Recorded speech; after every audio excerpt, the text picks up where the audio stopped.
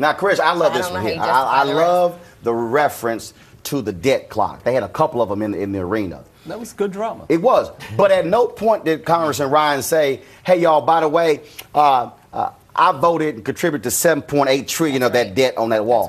That's right. And so, which is a fact in terms of when President George W. Bush was there, when the Republicans had the majorities, they had a spending spree. And it was debt. It was debt after debt. And in fact, in Mitt Romney's speech, when he talked about not cutting taxes for the middle class, here's the problem with that: the Bush tax cuts have contributed to the debt. Right.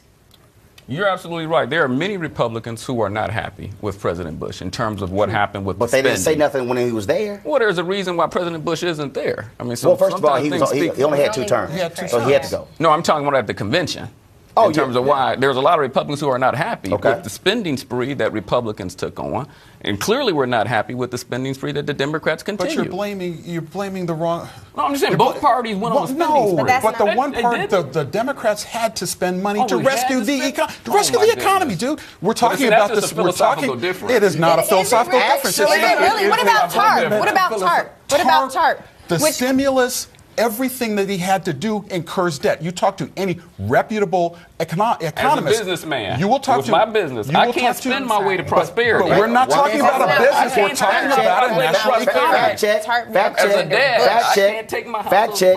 After 9/11, it was Congressman Paul Ryan who stood on the floor of the House and argued vehemently for a stimulus bill to get the economy going. In fact, he argued more strenuously than a Democrat. This was Congressman Paul Ryan, who was an advocate for stimulating the economy in the exact same way we saw with President Obama in 2009, because after 9/11, our economy was harmed as a result of the attacks on this country. He actually requested money for his district. Sure. Right. I mean, there's a role for spending, but there's a point where you've got to look at when you're spending money that's not even yours. We're spending borrowed money. Right. First of all. As opposed to what, though? Not spending the money and letting the economy. The problem in Washington is. Hold tight, gents. Here's the deal. I got it. We talked about the Republican convention this week. The Democrats getting on their action.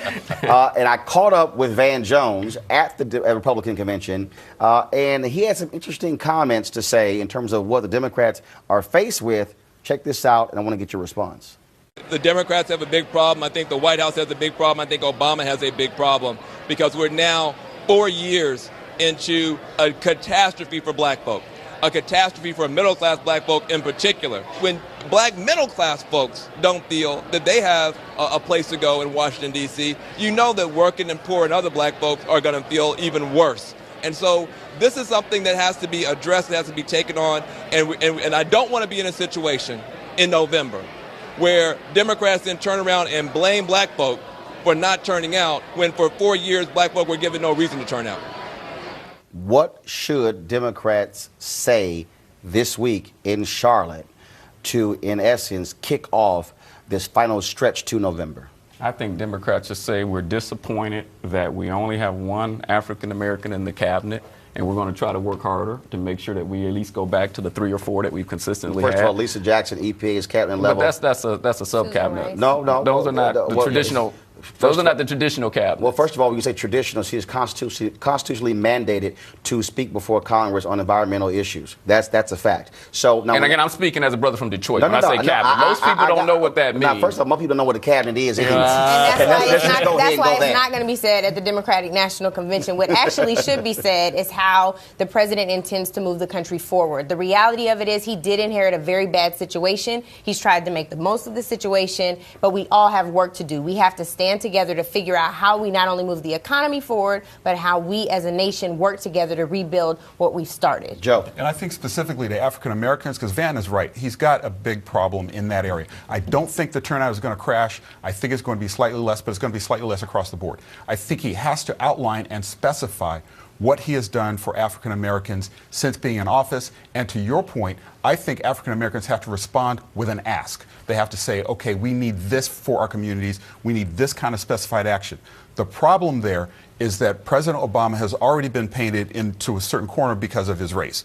You know, the Republicans, they can't wait to make that an issue. So it has to be a stealth campaign, which is the one thing that the White House does not, they don't want to do it overtly. Final comment, Chris. Well, okay, so we have to talk about jobs. We have to talk about the fact that, you know, the president has been president for the last 4 years. And so in terms of black unemployment, it's gotten worse. It's not gotten better. So what is he going to be able to say that's going to make it any different? He's had 4 years to be able to do that. He hasn't done that. But I think that's also kind of a specious argument, because a lot of African American unemployment stems from public sector jobs which have been slashed to the bone by states that didn't accept a lot of aid. That went from $35,000 2 years ago to $33,000. $2,500 drop. I think that's part of it too. I'm not saying it's. And what about the tax that you give to that? But Mitt Romney wants to continue to slash government jobs. He thinks government is too big, so we would have an even worse employment when you talk about black unemployment. I don't get that excited about saying that I want to go work for the government. The government is too big. I'm out of time. Y'all can continue this in the black room.